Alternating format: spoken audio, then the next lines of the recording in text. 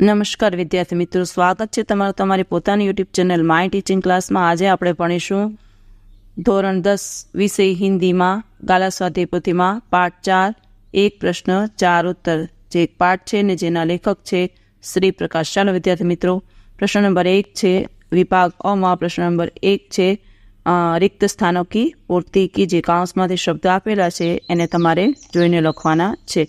पहली खाली जग्या में आवशे श्री प्रकाश। जो एक प्रश्न 4 उत्तर पाठ के लेखक का नाम है श्री प्रकाश। पछी बीजा में आवशे प्रत्येक नागरिक को पूर्णतः लगन एवं निष्ठा के साथ ईमानदार से काम करना चाहिए। त्रीजू कर्तव्य पालन करने वाला सच्चा देशभक्त है। चौथू व्यक्तिगत जीवन संगठित होने से मनुष्य समाज अपने आप संगठित हो जाएगा।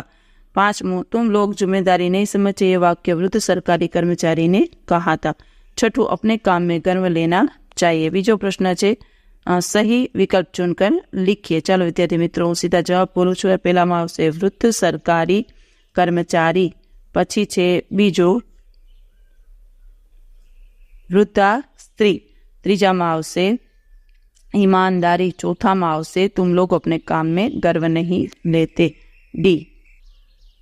पांचवें भगवान की मूर्ति की स्थापना करने के बाद उनके कहे अनुसार चलना चाहिए, एमां आवशे ए। चलो विद्यार्थी मित्रों, हवे छे निम्नलिखित विधान पूर्ण कीजिए। ईसाई पादरी के अनुसार हम लोग अपने काम में गर्व नहीं लेते। बीजू वृद्ध सरकारी कर्मचारी के अनुसार हम लोग अपनी जिम्मेदारी नहीं समझते।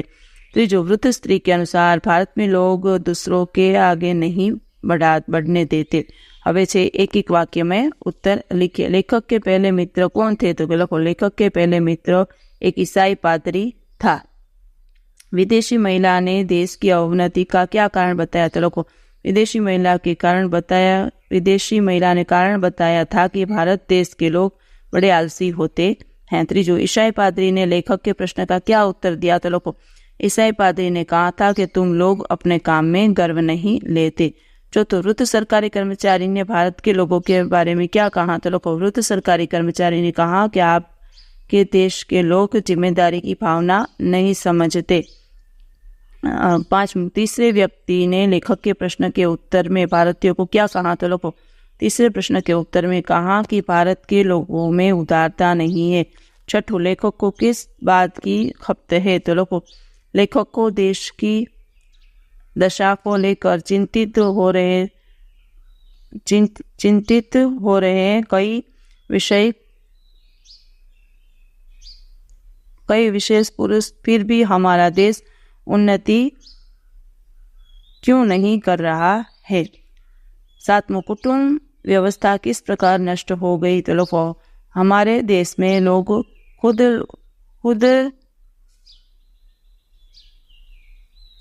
लोगों रहना चाहते हैं, खुद किसी का आगे नहीं। हमारे देश में लोग खुद आगे रहना चाहते हैं, किसी को आगे नहीं बढ़ने देना चाहते। इस प्रकार उदारता का अभाव होने के कारण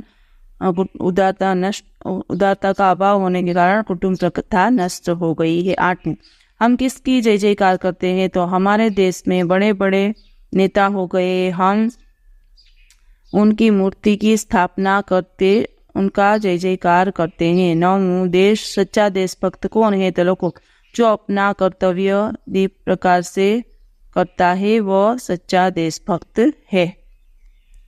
पछीनो प्रश्न है निम्नलिखित प्रश्नों के उत्तर 2-3 वाक्यों में लिखिए। 2 मार्क्स है। पहलो हमारे देश में किस प्रकार जागृति आ सकती है? तो लोगों हमारे देश के लोग अपने काम में गर्व नहीं लेते, इसके अलावा अपनी जिम्मेदारी भी नहीं समझते।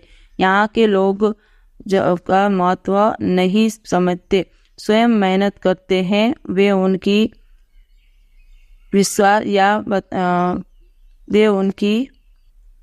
उनकी विद्या दूसरों को बताना नहीं देते। बूढ़ियों को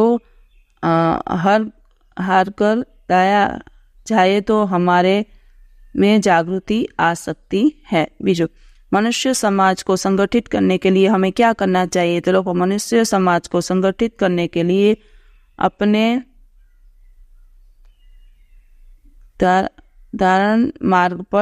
साधन मार्ग पर चलना चाहिए। उनके आदर्शों के अनुसार अपने जीवन का संगठन करना चाहिए। हमें इस बात का ध्यान रखना चाहिए कि हमारा कार्य क्षेत्र छाटा है बड़ा, हम सब ठीक प्रकार से करें, हम अपने काम ठीक प्रकार से करें, इससे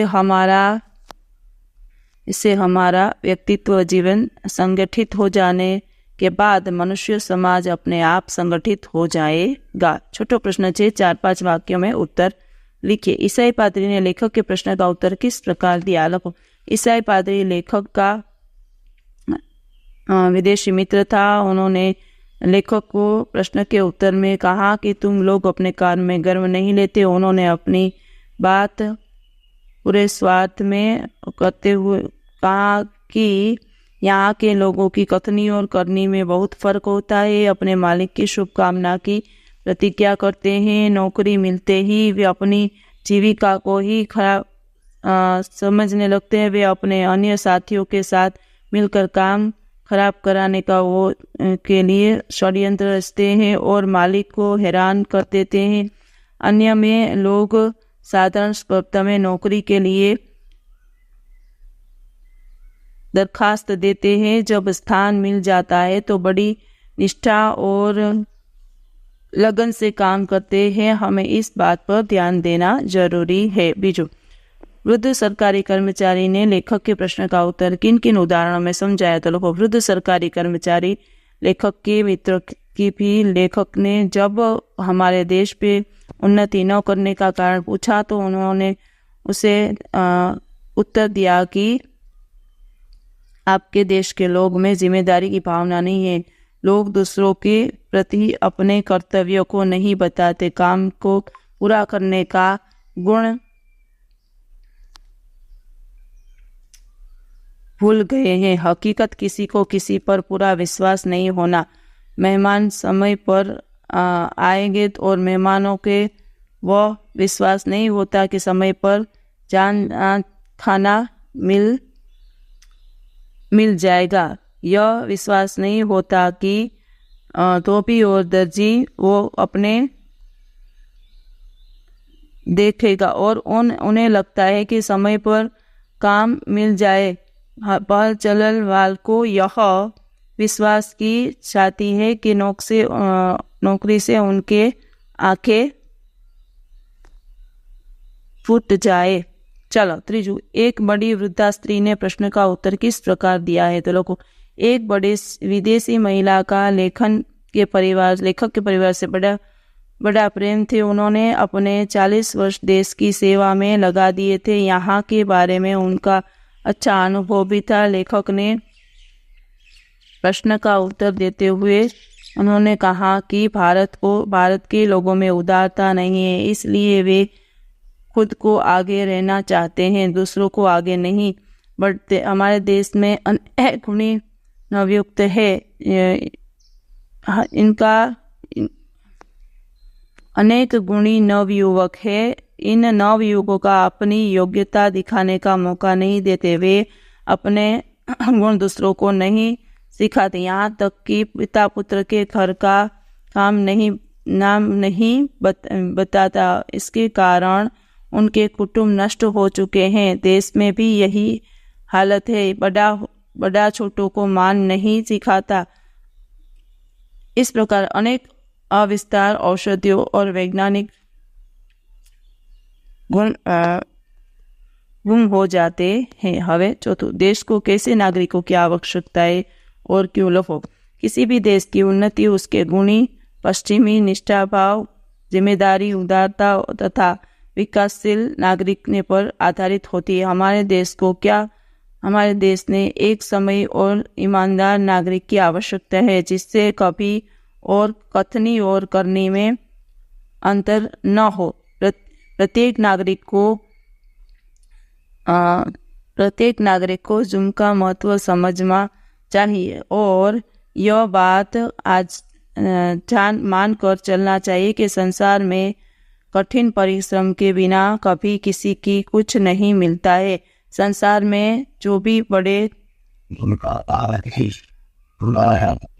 है ये सब अथवा परिश्रमी रहे। संसार में जो भी बड़े बूढ़े हैं ये सब अथाक परिश्रमी रहे हैं। देश का अथाक परिश्रम करने वाला नागरिक की आवश्यकता है। इसके अलावा नागरिकों में उदारता का गुण होना भी आवश्यक है। लोगों के काम सिखाने में मदद करो। अपने गुण अपनी कला लोगों को देने में संकोच न करें।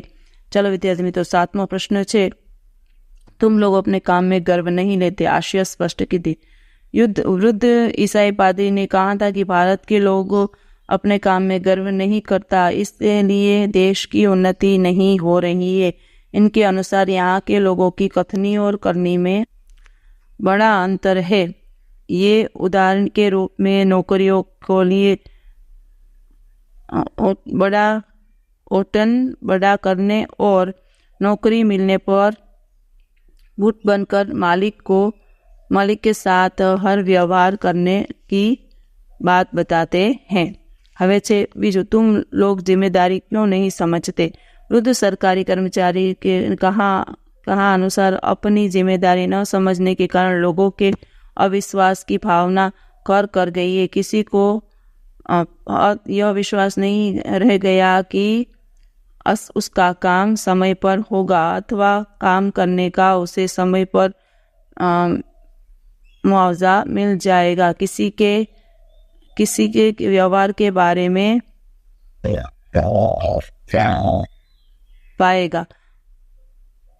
अपनी सुविधा देखते हैं दूसरों को कि किसी को यह सब जिम्मेदारी समझने का समय पर रहेगा, काम करने का उसे समय पर मेहनताना मिल जाएगा। किसी को किसी के व्यवहार के बारे में विश्वास नहीं है, मेहनत व्यक्ति हो सकती है। चलो विद्यार्थी मित्रों, તમે લખી શકો છો। ત્રીજું, तुम लोगों में उदारता नहीं है तो लोगों बड़ी उदारता शब्द का आशय किसी को बढ़ने देने, किसी को अपनी योग्यता दिखलाने का मौका देना, किसी के विकास का मार्ग अवशुभ करने की शिष्ट विद्या, अपने जीते जी दूसरों को ये बिन तथा जरूरतमंद को काम सिखाने आदि के बारे में उदार दृष्टिकोण रखने से है। हमारे देश के लोगों में यह उदारता होती है कि वो दूसरों को आगे नहीं बढ़ने देते, स्वयं ही आगे रहना चाहते हैं। गुणी नवयुवकों को वो अपनी योग्यता दिखाने का अवसर नहीं देते, वे अपनी विद्या भी किसी को नहीं सिखाते और यह अनेक साथ ही खत्म हो जाती है। इससे देश और समाज का बड़ा नुकसान होता है और लोगों को उपयुक्त अवसर पतने से वंचित रह जाते हैं। चलो विद्यार्थी मित्रों, लखी शको छो। हवे छे व्याकरण विभाग।